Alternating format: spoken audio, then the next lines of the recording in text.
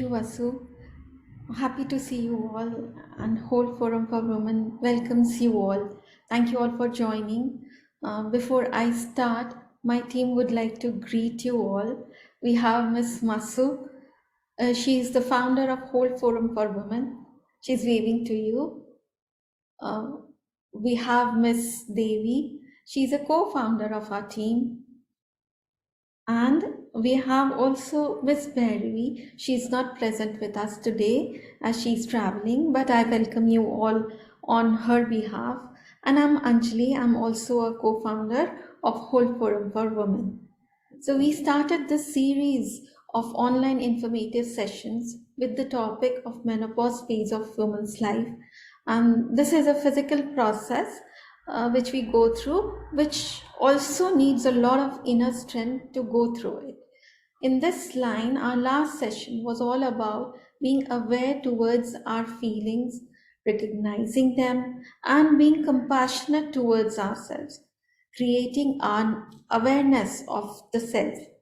We are thankful for all the appreciation that we have received from all of you for this session, and many of you got in touch with us and have requested us to have more of such sessions.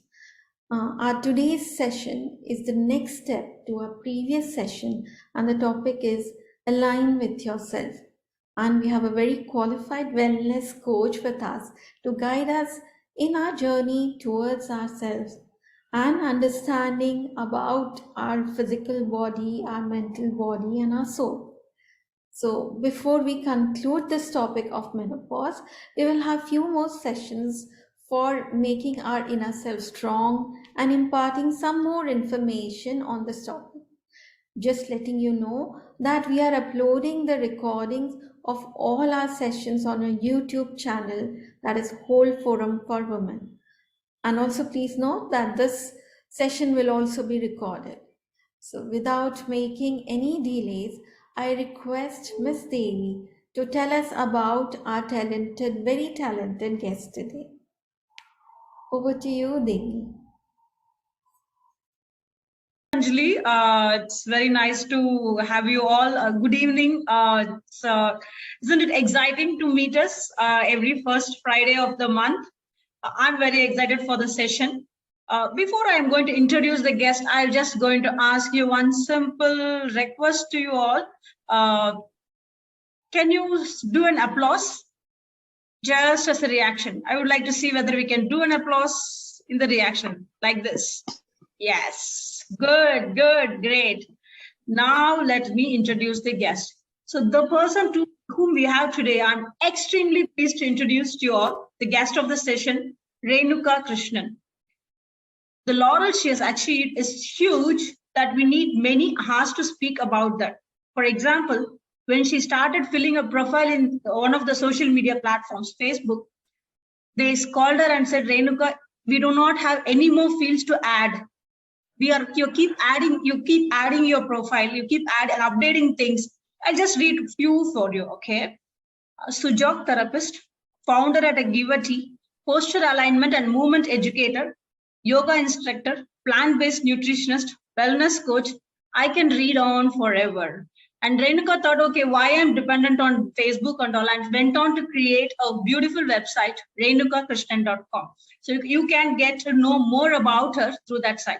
No, I'm not going to leave the introduction like that. Such a well-known, such a well-qualified personality. I just want to say Renuka in her own words. She says, being a yoga, nutrition, and wellness coach, I specialize in promoting a positive body image through weight loss, as well as disease prevention, management, and reversal. I'm incredibly passionate about holistic approaches to health, nutrition, and fitness using simple, natural, and effective techniques. This skill set enables me to work with clients to help them make lifestyle changes and produce real and lasting results. Exciting, isn't it? Now let's see what is Renuka in her client's word to whom she has touched the lives. A kind-hearted person helping people and giving back to the society in a noble way. I reached Renuka to reduce my weight after 86 kg to 78 kg. Thanks for her advice. It really worked well for me. I feel very refreshed. And the third person saying, I suffered from a tailbone fracture, middle and lower back pain. I came across Renuka and I'm recovering well and able to perform sun salutations and asanas well. And another beautiful words, thousands of candles can be lit from a single candle. And still the life of a single candle will not be shortened. That's what I see in Renuka. So Renuka Krishnan, ladies, is a posture alignment and movement educator in Dubai. She is also a practicing yoga teacher, certified personal trainer, and a black belt in Taekwondo. After undergoing a series of medical challenges, she set out on a path to healing herself, leading to transformational changes like reversing slip disc and tackling obesity. She's also a nutritionist and practices alternative healing modalities like Sujok and Dawn therapy. I'm going to ask about these words definitely. Renuka's passion for yoga and ancient principles has led her to explore and train in Karla Kattai, an ancient warrior practice. So we use this to say like, okay, I'll hit you with Karla Kattai. If you do something, I'll hit you with Karla Kattai. It'll be such heavy, and Renuka is having a unique passion for that. She believes in yantric movements interconnected with breathing that guides the vital energy of body and mind. So she's a keen eco-warrior as well. And Renuka, I can't keep reading on and on. I start with a simple question. You said like you want to protect your spine health. And which word protecting spine health and going for a black belt in Taekwondo and doing somersault with calisthenic rings come? Okay, I think it all started with a long journey. I suffered from a slip disc when I was about 22 years old, and that was way back. I'm 46 now. And I think life came shattering down when I couldn't move. I was totally bedridden, literally can't even move my toe. So that was the state I was in. And today, when I look back at that particular incident, I can probably relate with people who undergo back pain, because it's all about just empathizing and listening to them and connecting with them. So a person who has undergone a kind of spinal issue can really connect with people. Okay, I can't get up. I do understand. I do empathize with you that you can't get up. That's fine. Now let's look, how do we come out of it? You know, so those kind of small things, it really helps to connect with clients or even patients who come up with spinal issues. So it could be as simple as a lower back pain, or your sciatic pain, unable to move, your neck pain, simple things. But just being with them and having had that past experience.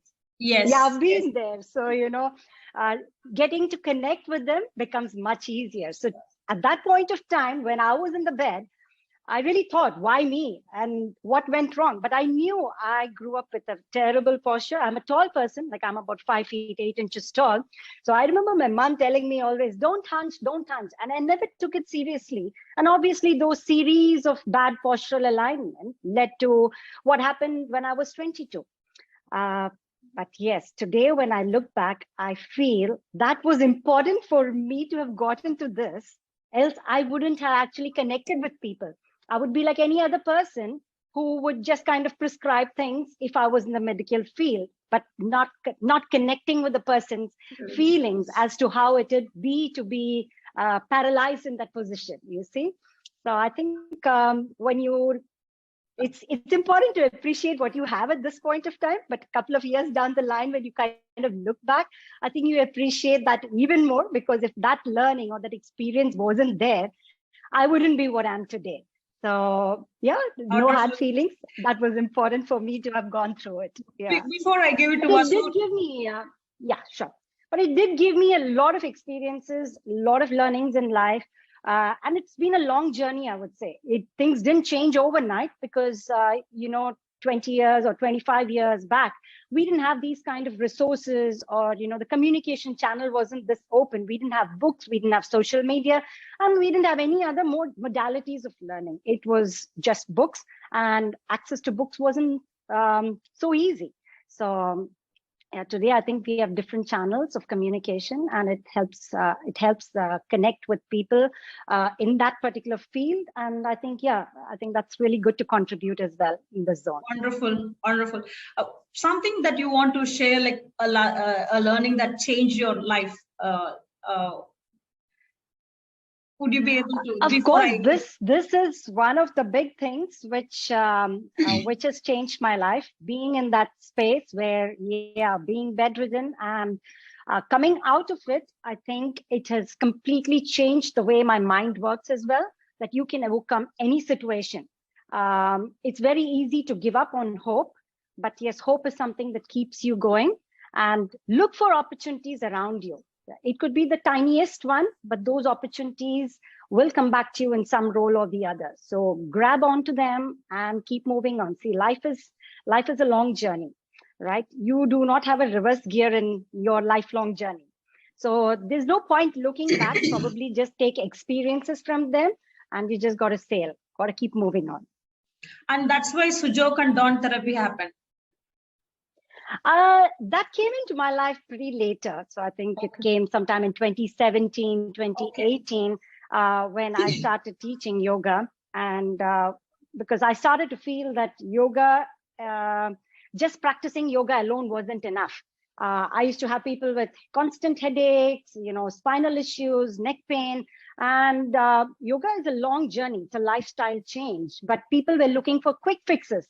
Now, for quick fix, I didn't have anything in hand. And that's when I stumbled upon Sujok therapy and Dawn therapy. And I said, why not give it a try? And yes, that has been a fantastic addition to those little things that I do. So, I can talk more about it. But maybe if you have any other questions, I'll pick it up from there. Yeah. Sure. Thank you. And so now it's time to give an applause. Can we? Ladies, let's welcome Vasu to be with Renuka and ask all the questions that we wanted to ask on behalf of us.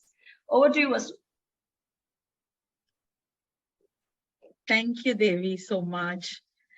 Yeah, Renuka does have that long qualification, right? We have to spend quite a bit of time in knowing her qualifications.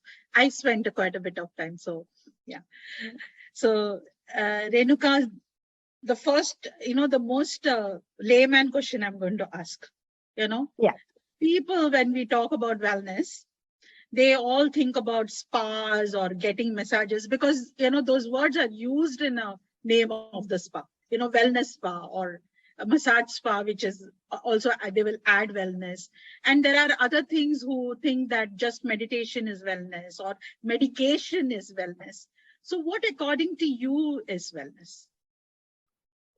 Lovely question, Vasu. Lovely question.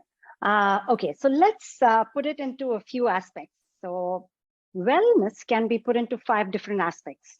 So what you spoke about right now, going to a spa or probably meditation or even medication for that matter, they all fall under separate categories.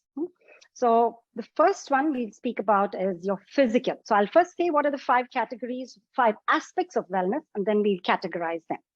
So first one I think we can count on is your physical wellness. Second one, emotional wellness. Then your third one will be your intellectual wellness. Fourth one, social wellness. And the last one will be your spiritual wellness. So this is where I think most of the aspects of wellness will fall into one category or the other. Okay? Yeah. Now, when we look at the physical wellness, it's absolutely to do with the physical aspect of yourself, which is your fitness, your nutrition, your sleep. Anything to do with physical falls under that. Now, moving to the emotional part, it's important to maintain that positive attitude towards life. And I think today's most of the stress issues come from ineffective time management. And we need to respect time. Time is a finite resource. We need to respect time. It just doesn't go on. There is a time for everything. We got to respect that time. And the moment you start respecting time, you start on time, you finish on time. You report somewhere, you're 5 minutes late. Yes, it's 5 minutes late. Now, for example, I tell you, okay, come on, let's do squats for 5 minutes. 5 minutes seems long for squats. But yes, 5 minutes reporting somewhere to some other occasion, that's all right. That's deemed as all right. So 5 minutes is a lot of time in the bigger perspective, which we don't realize, right? So true. The third one I would talk about is intellectual wellness. Intellectual wellness always be a lifelong learner. The moment you put yourself to being a lifelong learner, you're more receptive to accepting things around you, learning, looking for opportunities, and yes, constantly upskill yourself. Everybody has a talent. Everybody has a talent. So it's so important for us to connect with ourselves, to understand what is the way we can contribute, not just to the society. Contribution to the family is also a big thing. So We true. fail to understand that our contribution to the family is a big thing. But that small thing, every aspect of human being starts from the nuclear aspect, which is the family. If the family is good, yes, the outer aspects really get better. Yeah. So upskill yourself, may it be just for yourself, for your immediate family members, or for the larger contribution to the society. So true. Fourth I think one, if the family is not well, there is no wellness around you anyway, isn't it? very true, very true. Fourth one, social wellness. So understanding and appreciating relationships. So yes, we do have people where we say, oh, I think that person comes and has a good aura. Oh, I think I don't connect with that person. Okay, if you don't connect, that's fine. Everybody doesn't connect with everyone, right? So engage in those kind of relationships where you have positive energy, and appreciate the relationship. Just that, okay, some people are nice to be with, some people may not be nice to be with. Okay, that's totally fine, right? Now get involved in social activities, like what you're doing right now.